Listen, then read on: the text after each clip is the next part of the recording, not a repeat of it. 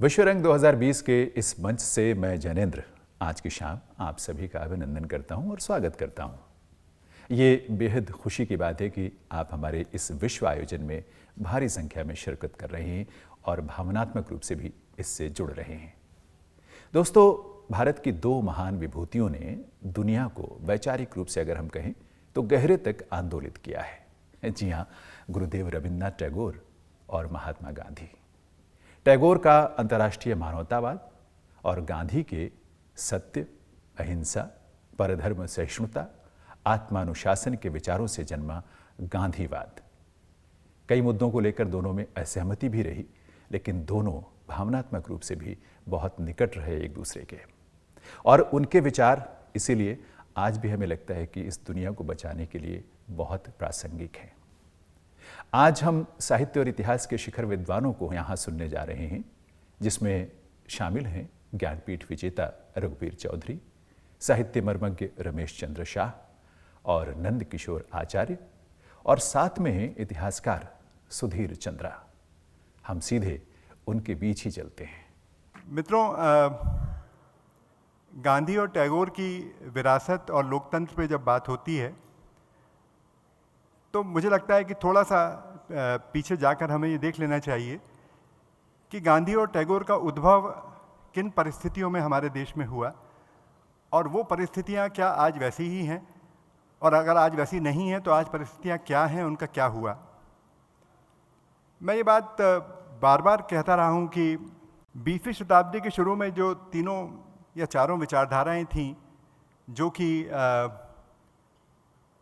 धरती को अपने आगोश में लेना चाहती थीं, उनमें एक विचारधारा तो निश्चित रूप से फांसीवाद की विचारधारा थी, जो 1920 से 1940 के बीच में हमारे विश्व पर छाने की कोशिश कर रही थी। दूसरी विचारधारा मार्क्सवादी विचारधारा थी, जो 1919 के बाद 1917 की क्रांति के बाद विश्व में छाना चाहती थी। और तीसरी उसके साथ साथ एक पूंजीवादी विचारधारा थी, जो कहती थी कि पूंजी से ही निस्तार संभव है। पर अंततः हमें किसी अंतर्राष्ट्रीय स्वप्न की तलाश करनी ही है, और यहाँ पर अगर हमें देखना की ज़रूरत पड़ती है तो गांधी और टैगोर उस जगह पर प्रवेश करते हैं। वो बताते हैं कि टैगोर तो कहते थे कि वो राष्ट्रीय बाउंड्रीज़ का बहुत ज़्यादा रिस्पेक्ट नहीं करते, और गांधी अपने तौर पर लोकल इकोनॉमी और उसके नेटवर्किंग पर बहुत बड़ी बात करते हैं। वो ये मानते थे कि इन दोनों को अगर देखा जाए, और देखिए कि गांधी जो लगभग प्रॉफिटिक स्तर पर ये बात कहते थे कि अगर प्रकृति का हमने खूब दोहन किया और उसके समन्वय के साथ काम नहीं किया, और जिसको आगे चलकर स्मॉल इज़ ब्यूटीफुल में शूमाकर प्रतिध्वनित करते हैं, तो वही हश्र होगा जो अब हो रहा है। तो ये सारे सवाल हमारे समय के हैं। सस्टेनेबल डेवलपमेंट का सवाल है, लोकतांत्रिक पद्धति का सवाल है, मनुष्य के जीवित रहने का भी सवाल है, क्योंकि विज्ञान का जो प्रयोग किया जा रहा है जिस तरह से, उसमें ये भी संभावना निकलती है कि शायद मनुष्य ही इस तरह का न रहे जिस तरह का अभी वो दिखता है। तो ये बहुत सारे सवाल हैं, हमारे विद्वान सब इस पर बात करेंगे। इस पर समय समय पर खूब सारी बात हम भोपाल में करते रहे हैं। संतोष जी को बधाई इतना बड़ा आयोजन करने के लिए। सभागृह में कई आदरणीय साहित्यकार बैठे हैं, सबको प्रणाम। आपने संगीत की बात की न, तो गांधी जी ने एक बार कहा था कि जब इंद्रियों का कोलाहल शांत हो जाता है तब आत्मा का संगीत सुनाई देता है। तो गांगुली जी वाला संगीत खैर नहीं, लेकिन प्रार्थना का संगीत तो रहा गांधी जी के यहाँ। सर्वधर्म से संबंधित संकलित प्रार्थना होती थी। और रविन्द्रनाथ जी जब गए अहमदाबाद में साहित्य परिषद में, दूसरे दिन सुबह प्रार्थना में वो बंगला में बोले थे। इंद्रनाथ जी दोनों अच्छी अंग्रेजी जानते थे, और हमारे नगीनदास पारेख ने तो कहा है कि गांधी जी की अंग्रेजी बेहतर थी गुजराती की अपेक्षा। लेकिन गुजराती में कितना सारा लिखा, सारे जवाब गुजराती में देते थे। और रविन्द्रनाथ के कारण बंगला भाषा की शक्ति भी बढ़ी, गौरव भी बढ़ा। कालिदास बहुत प्रिय थे रविन्द्रनाथ को। जीवन मंथन, बंगला भाई मुझे माफ़ करें उच्चारण के लिए, જીવન મંથન વિષ નિજે કોરીપાન अमृत जो उठे छेलो करी गे छोदान। कालिदास के लिए कहा कि आपने जीवन के मंथन में से जो विष निकला उसका स्वयं पान किया और जो अमृत निकला उसका हम सबको दान दिया। प्राचीन साहित्य पूरा वाल्मीकि से लेकर यहाँ तक कि कबीर साहब भी कितने प्रिय हैं। 100 कविताएं कबीर की, इसका अनुवाद अंग्रेजी में किया। और उनके साथी थे ना क्षिति मोहन सेन। गुजरात से जो छात्र शांति निकेतन पढ़ने जाते थे उनको बड़ा प्रेम मिलता था क्षिति बाबू का। और उस समय गुजरात के कई छात्र वहाँ गए, बंगला सीखे और अनुवाद सीधे किए। गांधी जी के जो मंत्री थे महादेव देसाई, इन्होंने चित्रांगदा का अनुवाद किया था गद्य में उस समय। और बाद में निरंजन भगत जो हमारे बड़े वरिष्ठ कवि, यहाँ साहित्य अकादमी में चित्रांगदा पर उन्होंने बड़ा सुंदर भाषण दिया था। क्या है चित्रांगदा? मिथ्या से सत्य की ओर जाना और पुष्प का फलित होना, उसकी सार्थकता, ये दो बातें अच्छे ढंग से रविन्द्रनाथ ने 3 बार लिखा। और नृत्य नाटिका में भी वो स्वयं प्रस्तुत होते थे। जब स्वास्थ्य ठीक न हो तो मंच पर बैठते थे। और गांधी जी ने देखा कि गुरुदेव शांति निकेतन की आर्थिक समस्या को दूर करने के लिए ये कष्ट झेलते हैं, तो इन्होंने ये सुविधा खड़ी की। 60,000 का चेक उस समय उन्होंने गुरुदेव को दिया। गुरुदेव ने भी अंतिम क्षणों में कहा गांधी जी से कि आप ध्यान रखना। गांधी जी का जवाब क्या होगा? ध्यान तो ईश्वर रखेगा, मैं क्या, लेकिन देखूंगा। ईश्वर दोनों में है। रविन्द्रनाथ के लिए तो सारा ये जो अस्तित्व है, वैश्विक अस्तित्व, वो ही ईश्वर का एक तत्व है। गांधी जी ने पहले कहा कि ईश्वर सत्य है, फिर इसको ठीक किया, क्योंकि सभी ईश्वर की बात करते हैं और ईश्वर का दुरुपयोग करते हैं। तो ईश्वर सत्य है ऐसा नहीं, लेकिन सत्य ईश्वर है ये बाद में कहा कि सत्य पर ही इन्होंने ध्यान केंद्रित किया। और इसलिए इन्होंने अपनी आत्मकथा का नाम दिया सत्य के प्रयोग। सत्य तो ऐसे कई लोगों के लिए तो शास्त्रों में लिखा हुआ है, उसको रट कर बोलते हैं। गांधी के लिए नहीं, उन्होंने प्रयोग किया, प्रतीति तक गए और फिर कहा कि ये ठीक है। उसमें भी कभी कभी सुधार भी किए। ये जो चौधरी साहब ने कहा 32 की जो बात, अलग अलग मतदार मंडल बनाने की कूटनीति जो थी, विभाजित करने की अंग्रेजों की, हमारे यहाँ के भी कुछ लोग ऐसा आम्बेडकर साहब भी कुछ मानते थे। तो 32 की जो बात है, पहले तो रविन्द्रनाथ ने शांति निकेतन में शाम को प्रवचन दिया।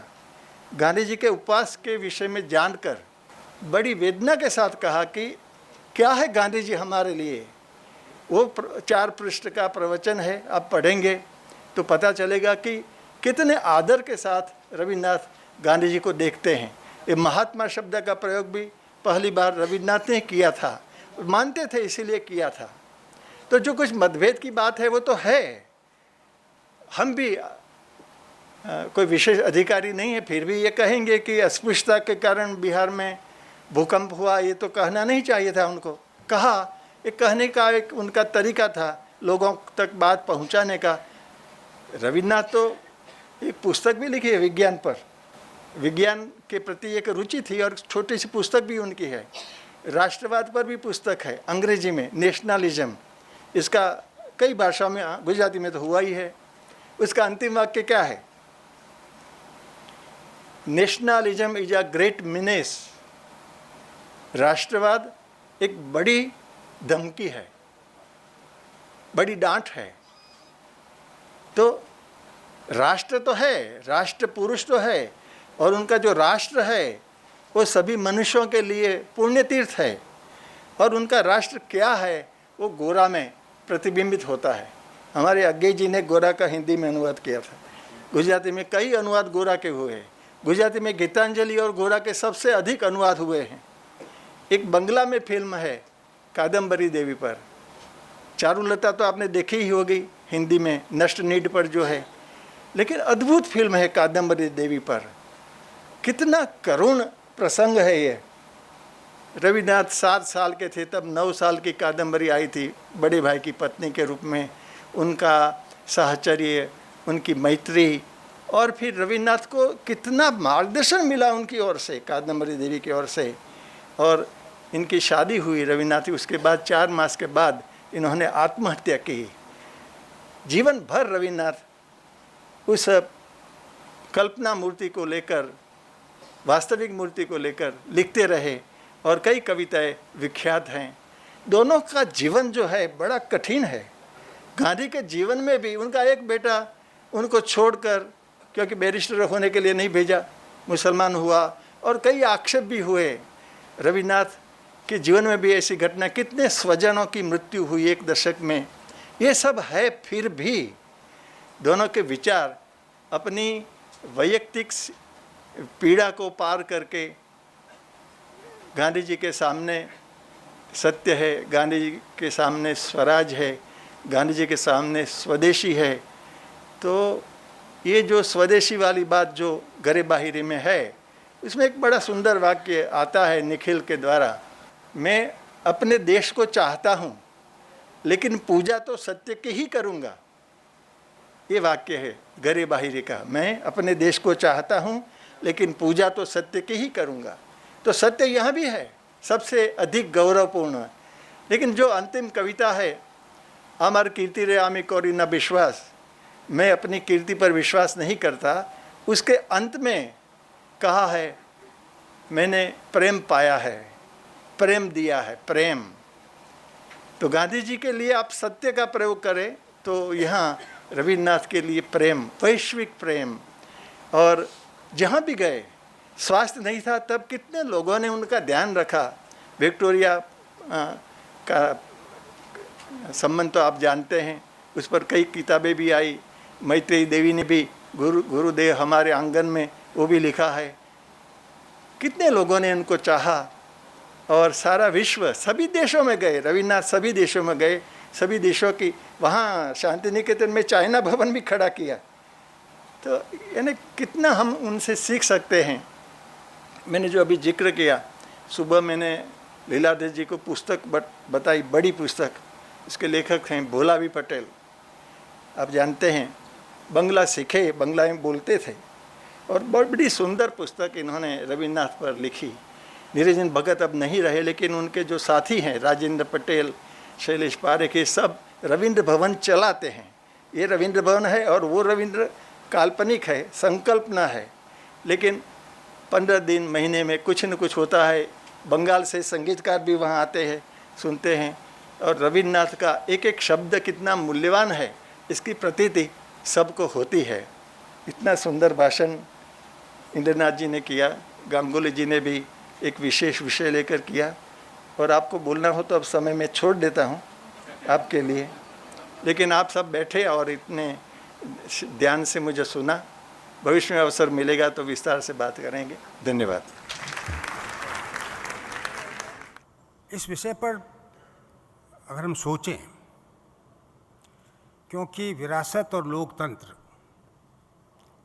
सीधे सीधे तात्पर्य है कि लोकतंत्र के संदर्भ में विरासत अथवा विरासत के संदर्भ में लोकतंत्र, इन दोनों दृष्टियों से इस पर विचार किया जा सकता है। तो पहला सवाल जो मेरे मन में उठता है कि विरासत के क्या मानी है, ख़ास तौर से गांधी जैसे लोगों की विरासत के क्या मानी है। बहुत से लोगों ने, स्वयं गांधी ने कहा था कि नेहरू मेरे उत्तराधिकारी होंगे। उसका अर्थ मैं नहीं कभी समझ पाया कि इसका अर्थ ये था कि वो प्रधानमंत्री होंगे, क्योंकि देश उनकी प्रॉपर्टी नहीं था कि वो अपने उत्तराधिकार में नेहरू को सौंप जाते। गांधी जो किसी राजसत्ता से अपने को नहीं जोड़े रखना चाहते थे, उनकी विरासत क्या हो सकती थी। एक फ़कीर की विरासत क्या होती है, एक क्रांतिकारी की विरासत क्या होती है, एक विद्रोही की विरासत क्या होती है। इसी अर्थ में हमें गांधी की विरासत को समझना चाहिए, और जिसका तात्पर्य ये होता है कि जो काम वो करने जा रहे थे, कर रहे थे, करना चाहते थे, जो अधूरा छूट गया, उसे पूरा करना उनकी तरफ से हम विरासत है कि क्या हम उस अधूरे छूट गए काम को पूरा कर सकेंगे। तो विरासत में उन्होंने एक अधूरा छूटा गया काम हमको दिया। अगर हम ये मानते हैं कि हाँ वो हमारे पूर्वज हैं और हमें कुछ विरासत में उन्होंने दिया है, तो वो एक अधूरा छूटा हुआ काम है जो हमें करना था। और लोकतंत्र के संदर्भ में अगर हम देखें तो अधूरा छूटा हुआ काम क्या था। लोकतंत्र तो स्थापित हो गया, कह सकते हैं, लेकिन क्या ये वही लोकतंत्र है जो गांधी स्थापित करना चाहते थे, जिसको वो सौंपना चाहते थे हमें? क्योंकि यह लोकतंत्र उनके लिए वास्तविक अर्थों में लोकतंत्र नहीं था। वो एक ऐसी व्यवस्था थी जिसके माध्यम से हम वास्तविक लोकतंत्र तक आसानी से थोड़ा पहुंच सकते थे। एक विदेशी राज्य के मुकाबले में एक स्वदेशी राज्य और उसकी प्रक्रियाओं के माध्यम से हम धीमे धीमे उस लोकतंत्र तक पहुंच सकते थे जो गांधी चाहते थे। गांधी ने उस लोकतंत्र का नाम दिया स्वराज। स्वराज का तात्पर्य कोई अंग्रेजी शासन से मुक्ति मात्र नहीं था, वो एक पहला कदम था उस स्वराज की ओर जो गांधी चाहते थे। इस स्वराज की वो परिभाषा भी करते हैं, जिससे आपके सामने स्पष्ट होगा कि जिसे हम लोकतंत्र मान रहे हैं उसे वो लोकतंत्र क्यों नहीं मान रहे थे। और इसीलिए गांधी कहते भी हैं कि state is an organised violence. राज्य एक संगठित हिंसा का नाम है, क्योंकि अंततः उसकी प्रभुसत्ता हिंसा पर टिकी होती है, चाहे वह हिंसा हमारे द्वारा समर्थित हिंसा भी क्यों न हो, जैसा कि अक्सर हम मान लेते हैं कि। और इसीलिए संसदीय प्रणाली को, संसदीय लोकतंत्र को वो वास्तविक अहिंसक लोकतंत्र नहीं मानते। संसद के बारे में ब्रिटिश संसद के संदर्भ में जिन शब्दों का इस्तेमाल उन्होंने किया है उसको यहाँ दोहराने की आवश्यकता नहीं, आप सब लोग जानते हैं। लेकिन साथ ही वो ये भी मानते हैं कि किसी भी प्रकार का केंद्रीकरण अहिंसक संरचना के साथ में मेल नहीं खाता है। और इसलिए ये भी कहते हैं कि जो लोकतांत्रिक राज्य हैं, यानी संसदीय लोकतंत्र को मानने वाले जो राज्य हैं, उन्हें या तो खुल्लम खुल्ला टोटलिटेरियन हो जाना होगा, यानी सर्वसत्तात्मक हो जाना होगा, और या फिर उनको पूरा अहिंसक हो जाना होगा। ये बीच का रास्ता नहीं चल सकता है, जिसके अंतर्गत हम ये मानते हैं कि औपचारिक रूप से हम लोकतंत्र हैं, लेकिन सारी सत्ता एक जगह पर केंद्रित हो जाती है। जहाँ सत्ता केंद्रित हो जाती है वहाँ लोकतंत्र नहीं रहता। लेनिन ने जब नारा दिया था सेंट्रलाइज्ड डेमोक्रेसी का, तो खुद यूरोप के ही विचारक हंसे थे कि ये कैसे हो सकता है, डेमोक्रेसी सेंट्रलाइज्ड कैसे हो सकती है। लेकिन हम देखते हैं कि धीमे धीमे सभी देशों में लोकतंत्र के नाम पर एक केंद्रीकरण विकसित हुआ है, और ये केंद्रीकरण हमारे यहाँ भी विकसित हुआ और हो रहा है। तो राज्य की शक्ति में निरंतर वृद्धि होना लोकतंत्र के हित में नहीं है, ये गांधी हमें स्पष्ट रूप से समझाते हैं। तो पहली विरासत जो मैं समझता हूँ कि गांधी हमें सौंपते हैं, वो है इस अधूरे छूटे गए काम को जिसे वो करना चाहते थे पूरा करने का प्रयत्न करना। तो ये स्वराज का लक्ष्य वो हमारी विरासत में था, वो उन्होंने हमें सौंपा जो उनसे अधूरा छूट गया था। लेकिन लगातार जैसे वो प्राप्त करना चाहते थे, हम कहाँ तक उस दिशा में बढ़ पाए हैं ये तो आपके तय करने की बात है। दूसरी बात जो महत्वपूर्ण, खासतौर से जब टैगोर के संदर्भ में उनको देखते हैं, तो ये उठती है कि थोड़ा विवाद था दोनों के बीच में। जैसे कल भी बात हुई, मित्रता थी, घनिष्ठता थी, लेकिन विचार के स्तर पर थोड़ा सा विवाद था। और वो विवाद किस बात को लेकर के था? मुख्य जो बात थी, और कभी कभी मुझे ये कहने की इजाज़त दीजिए कि कभी कभी टैगोर ने थोड़ा कठोर व्यंग्य भी उन पर किया है। जब असहयोग आंदोलन चल रहा था और उसमें विदेशी माल के बहिष्कार की नीति पे हम चल रहे थे उस आंदोलन में, तो टैगोर उसे पसंद नहीं कर रहे थे।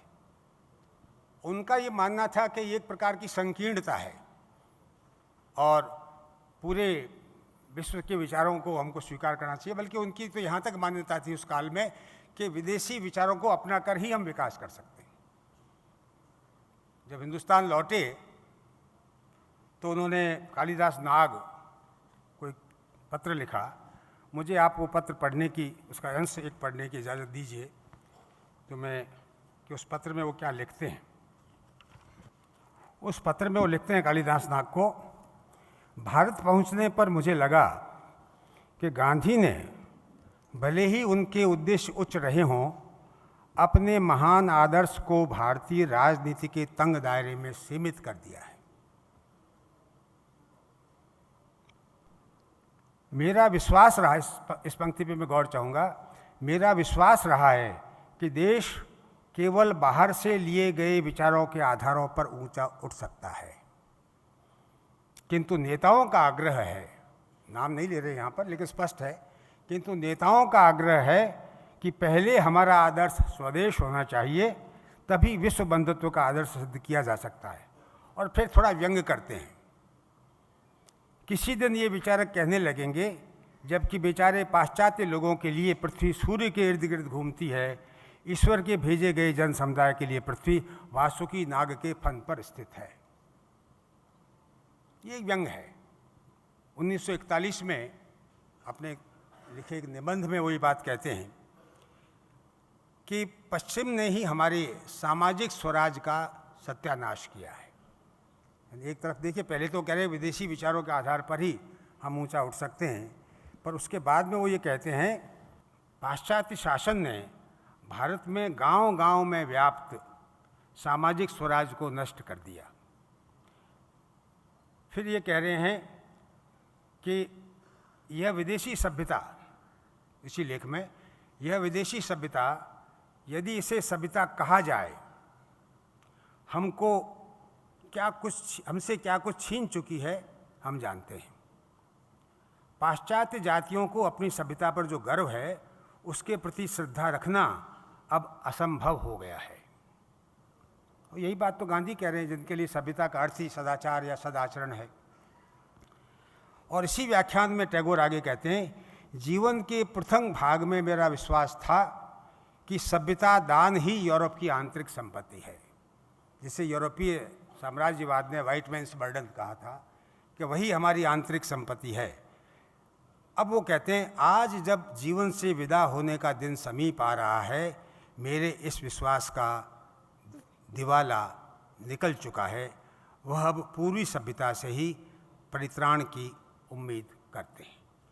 यहाँ पूर्वी और पश्चिमी का सवाल नहीं है, ये एक भौगोलिक दृष्टि से देखने की ज़रूरत नहीं है। इसको उन कैटेगरीज को समझने की आवश्यकता है जिसमें हम उनको लेते हैं। वो ये है कि एक जिसे हम आधुनिकतावादी सभ्यता कहते हैं, जिसका बहुत अच्छा विश्लेषण हिंद स्वराज में करते हैं, और भी बहुत से पश्चिम के भी बहुत से विचारकों ने उस सभ्यता का विश्लेषण किया है। और दूसरी तरफ वो सभ्यता है जो मनुष्य और मनुष्य के बीच संबंध को सबसे अधिक महत्वपूर्ण मानती है। तो एक प्रकार से जहाँ मनुष्य विकास का, अगर आधुनिक भाषा का इस्तेमाल करें तो जहाँ मनुष्य विकास का माध्यम नहीं है बल्कि विकास का लक्ष्य है कि उसके लिए विकास होना चाहिए। जो संयुक्त राष्ट्र संघ का विकास का अधिकार है, उनका जो घोषणा पत्र है, उसमें भी यही कहा गया है कि individual is the subject of development, not the object of development. तो ये बड़ी स्पष्ट बात उन्होंने कही कि वो एक प्रकार से उसका कर्ता, उसका उपभोक्ता है, वो उसका माध्यम नहीं है, उसके लिए वस्तु नहीं है। तो ये एक प्रकार से गांधी इसी बात को कह रहे होते हैं।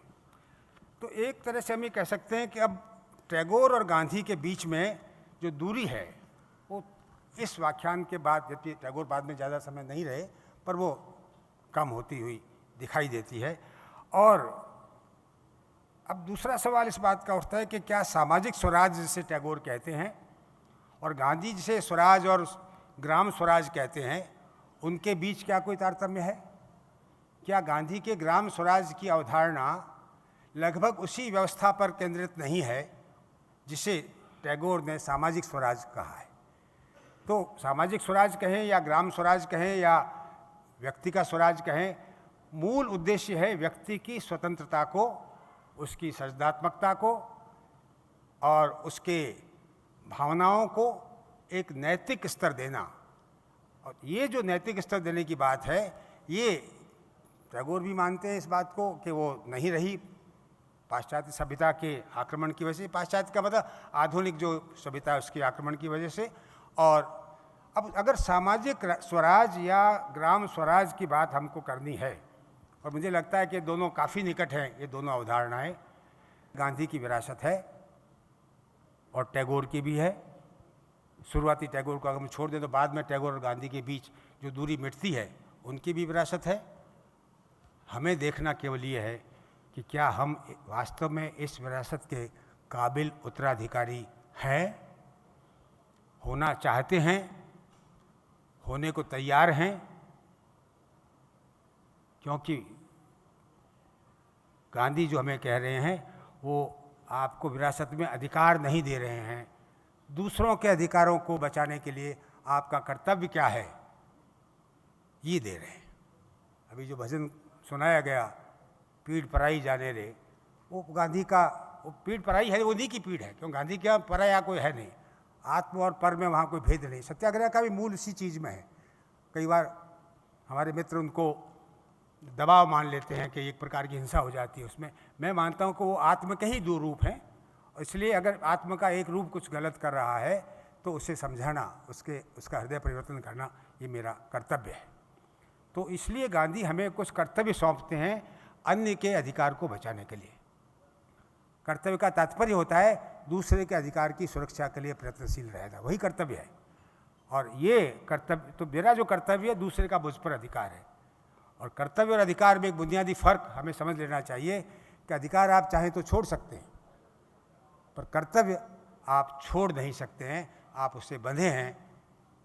मैं चाहूँ तो अपने पिता की विरासत छोड़ सकता हूँ कि नहीं मुझे ये मकान नहीं चाहिए, मुझे उनका पैसा नहीं चाहिए, लेकिन बीमारी में उनकी सेवा करने का जो मेरा कर्तव्य है उसे मैं नहीं छोड़ सकता हूँ। ये हक मुझे नहीं है किसी भी स्थिति में। तो कर्तव्य कभी छोड़ा नहीं जा सकता है।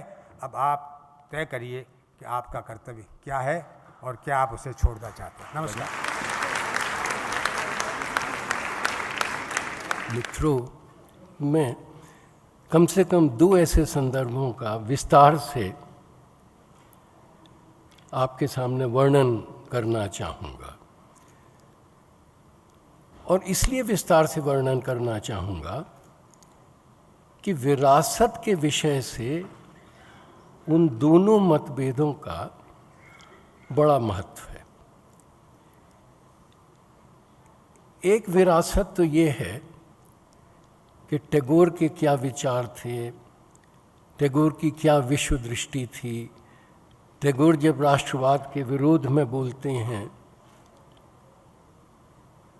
तो उनका क्या इरादा है, और राष्ट्रवाद के विरोध में बोलते समय एक भारतीय होने के नाते, दास भारतीय होने के नाते वो किस तरह से राष्ट्र के बारे में सोचते हैं। तो ये सब बहुत महत्वपूर्ण विषय हैं। लेकिन एक और भी विरासत होती है। वो विरासत विचारों की, विश्व दृष्टि की, आपके आधारभूत मूल्यों की तो होती ही है, उसके अलावा आपके व्यवहार की विरासत भी होती है। जब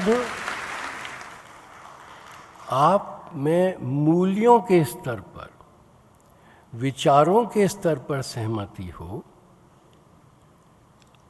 और उस सहमति के बावजूद कुछ ऐसा समय आ जाए या ऐसी परिस्थितियां आ जाएं कि आप अचानक उससे असहमत हो जाएं, जिसके साथ आप न केवल सहमत थे बल्कि उसके प्रति आप अपार सम्मान और श्रद्धा से भरे हुए थे।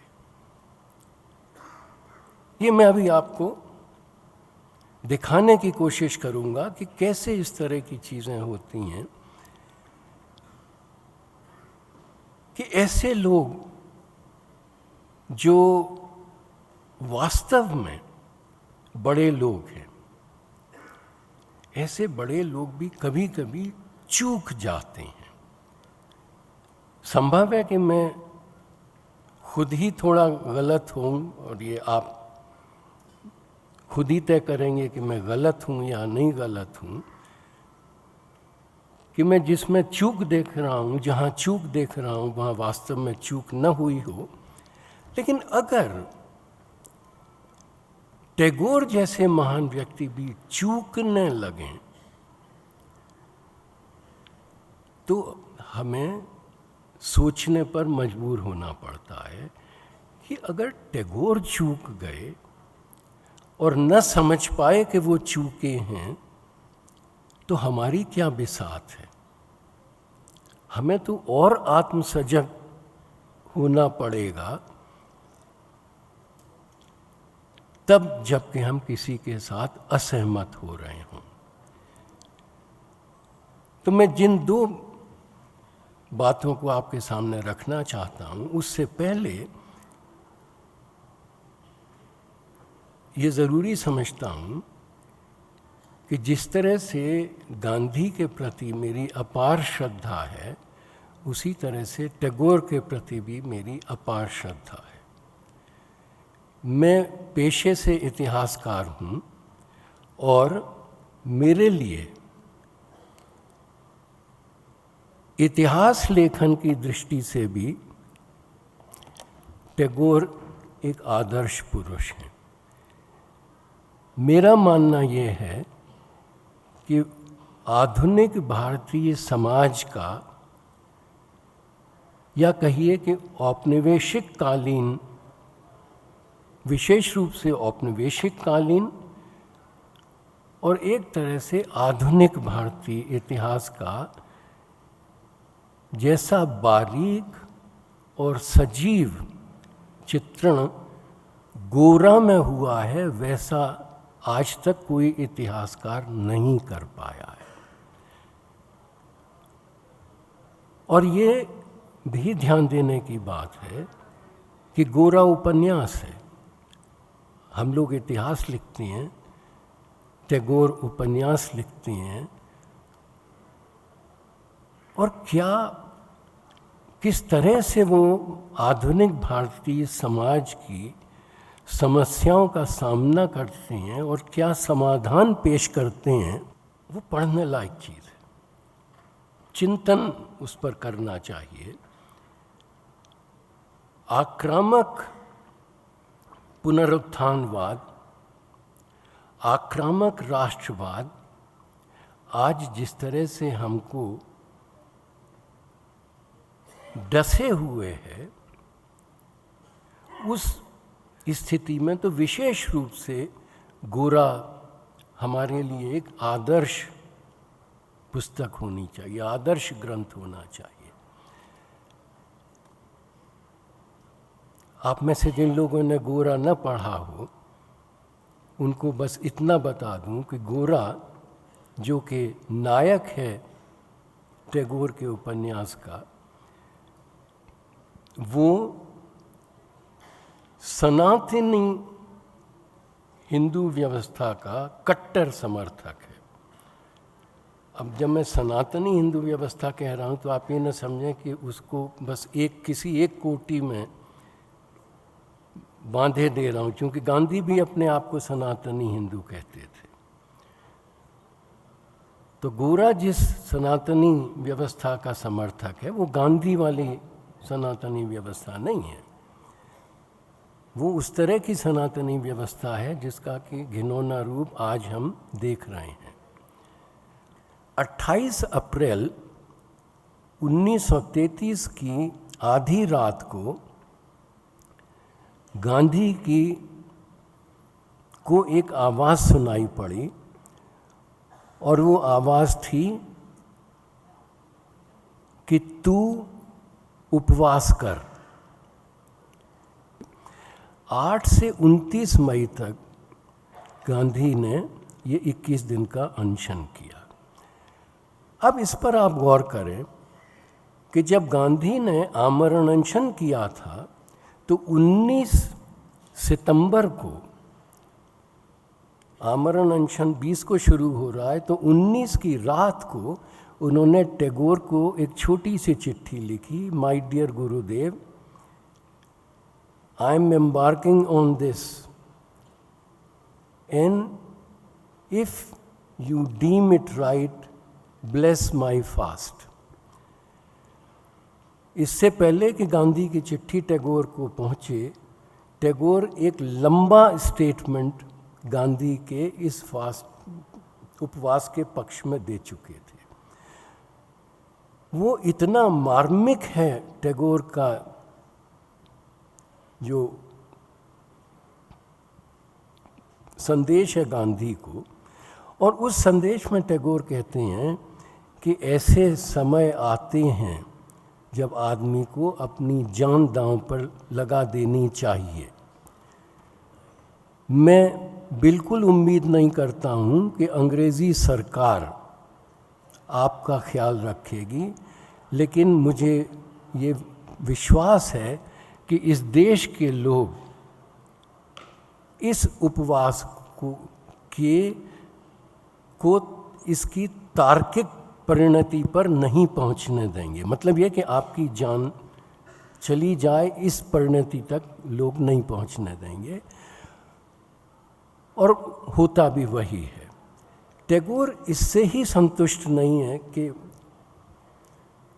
टेलीग्राम भेज दे, वो खुद पूना पहुंच जाते हैं, और इत्तेफाक की बात है कि जिस दिन टैगोर पूना पहुंचते हैं जेल, उसी दिन गांधी का उपवास टूटना है। गांधी एक चारपाई पर लेटे हुए हैं और टैगोर उनके सीने में सर रख के फपक के रोने लगते हैं। फिर जब अनशन टूटता है तो टैगोर अपना एक पद भी गा के सुनाते हैं। फिर वो कहते हैं कि आपको ये समझना चाहिए कि आपका जीवन अमूल्य है, आपकी हमें ज़रूरत है, और आपके अपने जीवन पर केवल आपका अपना अधिकार नहीं है।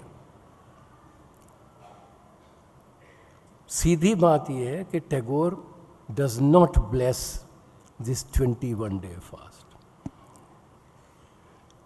29 मई को गांधी का अनशन उपवास समाप्त होता है। टैगोर बहुत रिलीव्ड हैं और एक संदेशा भेजते हैं। अब यहाँ तक स्थिति एक है कि आप देख सकते हैं कि टैगोर कह न रहे हों, लेकिन अंदर कहीं न कहीं बगैर कहे वो परेशान हैं पूना पैक्ट से। ये वो व्यक्ति है जो पूरे मन से, पूरे दिमाग से अंतर्राष्ट्रीय है। अगर सच्चा मानवतावाद आप देखना चाहें किसी के लेखन में, तो आपको टैगोर के लेखन में मिलेगा। क्या होता है कि यही टैगोर, जब उनको लगता है कि बंगाल के हितों का हनन हो रहा है, तो बंगाल के हितों की चिंता करते हैं और गांधी से पूछते भी नहीं हैं कि भाई आप भी तो मुझे बता दें, मैं ये समझ रहा हूँ, मुझे ये बताया गया है, लेकिन गांधी से वो बात भी नहीं करते। दूसरी बात है बिहार के भूकंप की। ये बात आप सब लोग जानते हैं कि जब बिहार में भूकंप आया जनवरी 1934 में, तो गांधी ने ये कहा था कि ये भूकंप हमारे उस पाप की सज़ा है जो हम सदियों से अस्पृश्यता के रूप में करते रहे हैं। ये उस पाप की सज़ा है। और गांधी ने 22 जनवरी को तिन्नेवेली में थे दक्षिण में, और हरिजनों के लिए वो काम कर रहे थे उस समय। तो गांधी ने अपनी आम सभा शुरू ये कह के की कि मैं आपको आमंत्रित करता हूँ, I invite all of you to join me in the superstition, if superstition it is, that this earthquake is a providential visitation upon us for our sin of untouchability. Tagore ने जैसे ही ये बयान अखबारों में पढ़ा, एक बड़ा बयान लिखा और गांधी को भेजा, ये कहते हुए कि मैंने आपका ये बयान अखबार में पढ़ा है, अगर ये बयान सही है तो मैं ये बयान आपके खिलाफ जारी करने जा रहा हूँ। गांधी को जैसे ही टैगोर का बयान ये मिला, लंबा बयान, गांधी ने एक और अपना लंबा बयान जो हरिजन में छपा चुके थे टैगोर को भेजा और कहा कि आप इसको भी पढ़ लीजिए, और इसको पढ़ने के बाद भी आपको लगता है कि मैं गलत हूँ तो आप अपना बयान जारी कर दीजिए। टैगोर ने गांधी का पूरा विस्तृत बयान पढ़ा और कहा कि नहीं, मैं अपना बयान दूंगा। तो गांधी ने अपने ही हरिजन में गांधी के उस बयान को छापा। चूँकि समय मेरे पास अब 2 या 3 मिनट का ही है, तो मैं आपसे ये कहना चाहूँगा कि टैगोर ने गांधी की भर्त्सना की इस आधार पर कि उनका जो सारा बयान है वो अवैज्ञानिक है और तर्क के विरुद्ध जाता है। पहले टैगोर का बता दूं। टैगोर की पोजीशन ये है कि प्रकृति के नियमों से प्राकृतिक आपदाएं होती हैं, हमारे कुकर्मों से नहीं होती। और वो कहते हैं कि मैं ये मानने को नहीं तैयार हूँ कि आदमी के कुकर्म, आदमी की गलतियाँ कितनी भी गंभीर क्यों न हों, उनके कारण से प्राकृतिक आपदा संभव है। टैगोर की पोजीशन ये है। अब ज़रा बस ये बिल्कुल आखिरी बात, टैगोर न केवल ये कहते हैं कि कॉस्मिक रूल्स, नेचुरल रूल्स से ये सारी आपदाएं होती हैं और हमारे कुकर्म का इस पर कोई प्रभाव नहीं पड़ता, वो ये भी इसके बाद कहते हैं कि और ये तो हम कल्पना ही नहीं कर सकते कि वो शक्ति, जो भी उसको नाम आप दें, वो शक्ति ऐसा कर सकती है कि असहाय लोग, न सिर्फ सवर्ण बल्कि दलित भी, मुसलमान भी, ईसाई भी, बच्चे भी, बुढ़े भी, सब मर रहे हैं। तो कहते हैं कि भाई ये किस तरह से ये अन्याय प्रकृति में कैसे हो सकता है। तो आप इस पर गौर करें कि टैगोर इन दोनों मसलों पर एक बार भी ये नहीं महसूस करती है कि हो सकता है कि उनसे ही कोई गलती हुई हो। दलितों वाली गलती भी हम आज किए जा रहे हैं। गांधी ने कहा था कि हम दिल से निकालें, और दूसरी गलती तो हम इतनी ज़्यादा किए जा रहे हैं। टैगोर को ये बात समझ में आई हो या ना आई हो, विश्व युद्धों के बावजूद, लेकिन हम ये बात बहुत अच्छी तरह समझ गए हैं कि आज हमारी जो प्राकृतिक आपदाएं हैं, वो सारी की सारी आपदाएं न सही, लेकिन उन आपदाओं का एक बहुत बड़ा हिस्सा हमारे कुकर्मों के कारण होता है।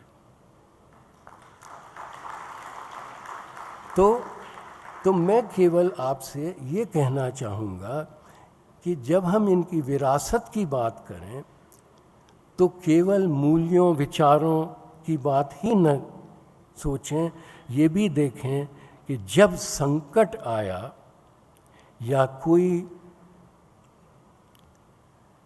नैरो कंसिडरेशंस उठे तो हमारा व्यवहार क्या होता है। ये बात बड़ी इज्जत के साथ में टैगोर के प्रति मेरे मन में किसी भी तरह के कोई, मैं केवल एक विचार आपके सामने प्रस्तुत कर रहा हूँ। मैंने खुद अभी इसका उस तरह अध्ययन नहीं किया है जिस तरह से मैं करना चाहूँगा, लेकिन जितना भी मैं अब तक समझ पाया हूँ, पढ़ पाया हूँ, मुझे लगता है कि ज़रूरत है थोड़ा संशय और संदेह से टैगोर के व्यवहार को देखने की। और वो फिर आखिर बिल्कुल दोहरा रहा हूँ कि जब हम ऐसी स्थिति में आएँ तो थोड़े आत्मसजग होने की चेष्टा करें। धन्यवाद। मित्रों, मैं नहीं समझता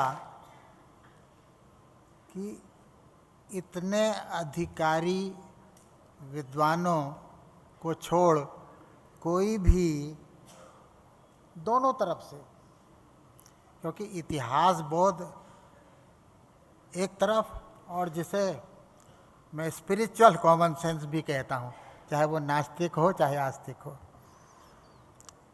इनका योग कि समसामयिक जगत गति पर भी आपकी पकड़ हो और साथ में समूचा इतिहास बोध भी हो, और इन दोनों को आप मिला सकें, जोड़ सकें और तब विषय पर विचार करें।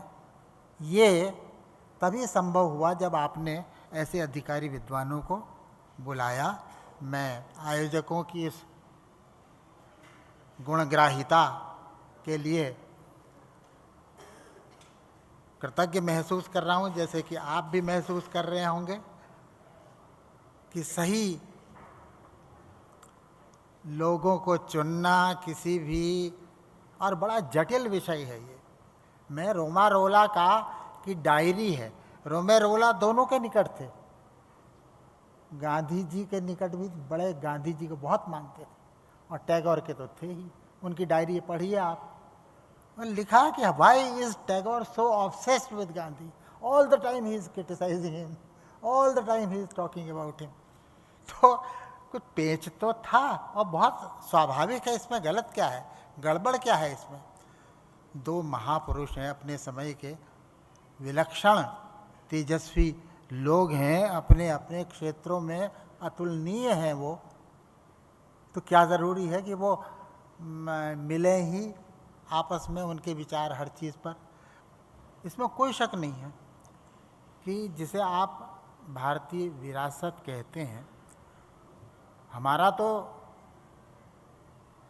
आरंभ, इस सभ्यता को आरंभ, मैंने तो संसार के ज़्यादातर महाकाव्य पढ़े हैं, आपने भी पढ़े होंगे।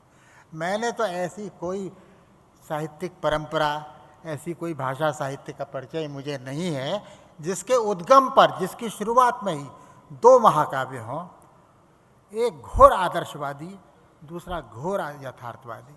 महाभारत से ज़्यादा नेकेड रियलिज्म की आप कल्पना नहीं कर सकते, रामायण से ज़्यादा एक्सट्रीम उज्ज्वलतम आदर्शवाद की आप कल्पना नहीं की। आप ऐसी विरासत के प्रोडक्ट हैं जो कि अंतर्विरोधों और विरोधों के सामंजस्य पर खड़ी है, और ये जीवन का तर्क है। हर कवि जानता है इस बात को, और हर बुद्धिमान व्यक्ति भी कहीं ना कहीं इस बात को समझता है कि सत्य अपने को पैराडॉक्स में ही प्रकट करता है। क्या करें इसका, सीधा बिल्कुल तार्किक और एकदम समाधान नहीं होता है। इसीलिए अंत में वो जो बिल्कुल लगभग अंधविश्वासी जैसी बात, हंसी में उड़ा देने लायक बात, एकदम तुरंत तंज के साथ उस पर रिएक्ट करने वाली बात जो थी, वो बात समझ में आती है। और सुधीर जी ने अपनी तरफ से भी कह दिया कि अब क्या ये सब बात समझ में नहीं आ रही है। कहीं ना कहीं ये कहना कि भाई ये हमारे पापों का दंड है, ये सुनने में बड़ा अंधविश्वासी स्टेटमेंट लगता है, लेकिन आज जहाँ हालत पहुँचती है, जो इकोलॉजिकल डिज़ास्टर आपके सामने मुहबाए खड़ा है, उसका कौन सा एक्सप्लेनेशन लॉजिकल आप दे सकते हैं। तो वो बात, ये हमारे पापों का दंड है, ये महज एक सुपरस्टिशन में रिड्यूस नहीं की जा सकती है। उसके पीछे जो व्यथा है, जो पीड़ा है, वह बहुत बड़ी है। वो उसको इस तरह से आप डिबेट की शब्दावली में नहीं व्यक्त कर सकते। तो ये जो स्पिरिचुअल कॉमन सेंस है, जिसके लिए और कोई बेहतर शब्द में मुझे सूझ नहीं रहा है, ये आपकी विरासत की अपनी विशेषता है।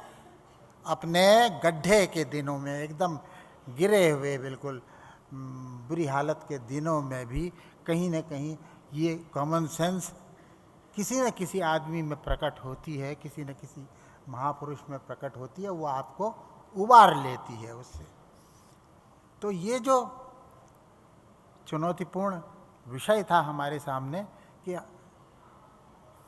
ये जो टैगोर, आपकी संस्था का नाम ही उन पर है और उन पर इतना ज़्यादा आपने काम किया है, इतना वो किया है, और दूसरी तरफ महात्मा गांधी की 150वीं जन्म शताब्दी है, ये भी एक महत्वपूर्ण अवसर है। इन दोनों के संबंध को आप कैसे समझें?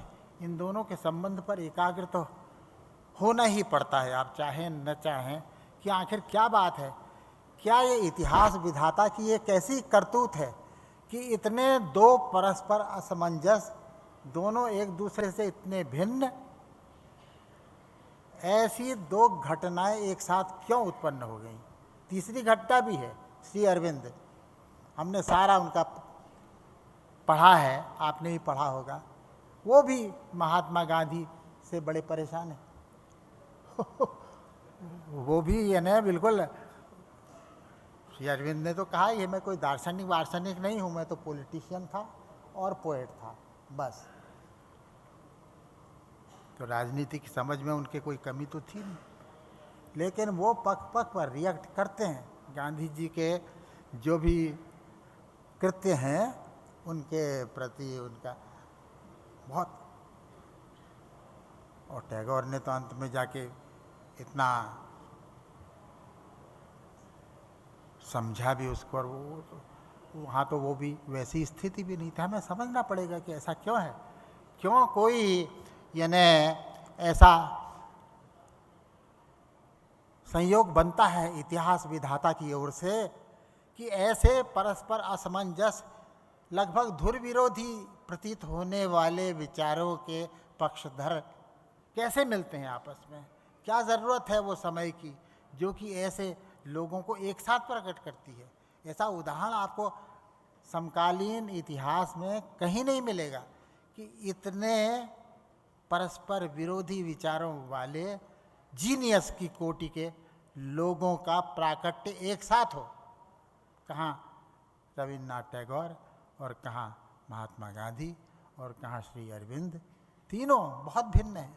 ज़रूरी था ऐसा, ये आपके वहाँ हमेशा ऐसा रहा है। आपकी सभ्यता की विरासत की जहाँ से प्रकट होती है, जहाँ से शुरू होती है आपकी विरासत, वहीं विरोधाभास से शुरू होता है। पैराडॉक्सिकल वो है कि जिसने वास्तविकता यथार्थ का नंगा नाच प्रत्यक्ष नहीं किया है, उसके आदर्श की भी वो कीमत नहीं हो सकती है। जो बुराई के अतल को छू सकता है, वही अच्छाई के शिखर को भी देख सकता है। कहीं न कहीं भारतीय मन ने इसका साक्षात्कार अपनी शुरुआत में ही कर लिया था।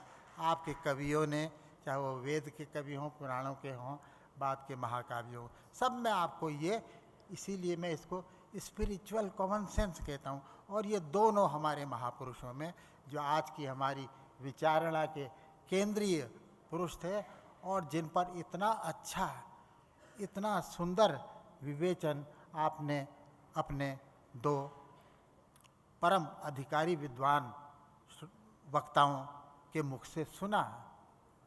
तो ऐसे मौके पर ही इन महापुरुषों का, जो इनसे पहले हो गए हैं, जो पूरी तरह इनसे ज़्यादा महात्मा गांधी की शुरुआत कैसे हुई थी? इतनी अकिंचन शुरुआत आज तक दुनिया के किसी महापुरुष की नहीं हुई होगी। टाइम्स ऑफ इंडिया में पाठकों के पत्र नाम का जो कॉलम निकलता था, उसमें चिट्ठी लिखने का लत थी उनको, लगातार लिखते थे वो।